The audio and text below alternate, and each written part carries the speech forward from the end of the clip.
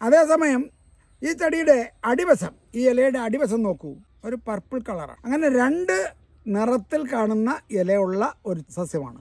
ഇതിൻ്റെ പൂ, ഇപ്പോൾ ഇതിൽ പൂവില്ല, ഇതിൻ്റെ പൂ ചെറിയ വെള്ളപ്പൂക്കളാണ്. ഇതിൻ്റെ പേര് ഞാൻ പറഞ്ഞു, മുറുകൂടി പച്ച എന്നാണ്.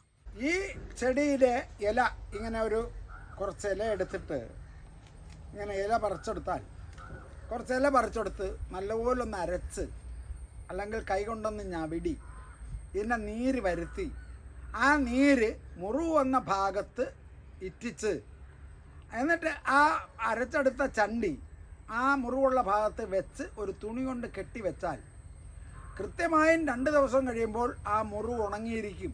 അതിലൊരു സംശയവും വേണ്ട. ഡയബറ്റിക് പേഷ്യൻസിന് പോലും ഇത് പ്രയോജനപ്പെട്ടിട്ടുണ്ട് എൻ്റെ അനുഭവത്തിൽ. അതുകൊണ്ട് ഈ ചെടി ഓരോ വീട്ടിലും ഒരു ചെടിയെങ്കിലും നമ്മൾ നട്ടു വളർത്തണം.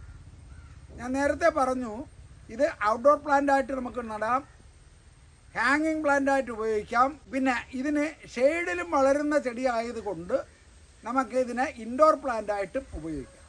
വീട്ടിനകത്തും ഈ ചെടിയെ നമുക്ക് ഉപയോഗിക്കാം. വളരെ അധികം ഓക്സിജൻ പുറത്തുവിടുന്ന ഒരു സസ്യമാണ് ഈ മുറികൂട്ടിപ്പച്ച എന്ന് പറയുന്നത്. അപ്പോൾ ഈ ചെടിയെ നമ്മൾ ഓരോരുത്തരും വീട്ടിൽ വളർത്താൻ ശ്രമിക്കണം. ഇത് ഒരുവിധമുള്ള മുറിവിന്, ഞാൻ പറഞ്ഞ പോലെ ഒരുവിധമുള്ള എല്ലാ മുറിവിനെയും ഈ ചെടിക്ക് കരിച്ചു തരാനും ഭേദപ്പെടുത്താനും സാധിക്കും. അങ്ങനെയുള്ളൊരു അത്ഭുത സിദ്ധിയുള്ളൊരു ഔഷധ ചെടിയാണ് നമ്മൾ ചവിട്ടി കളഞ്ഞു പോകുന്ന മുറുകൂട്ടിപ്പച്ച.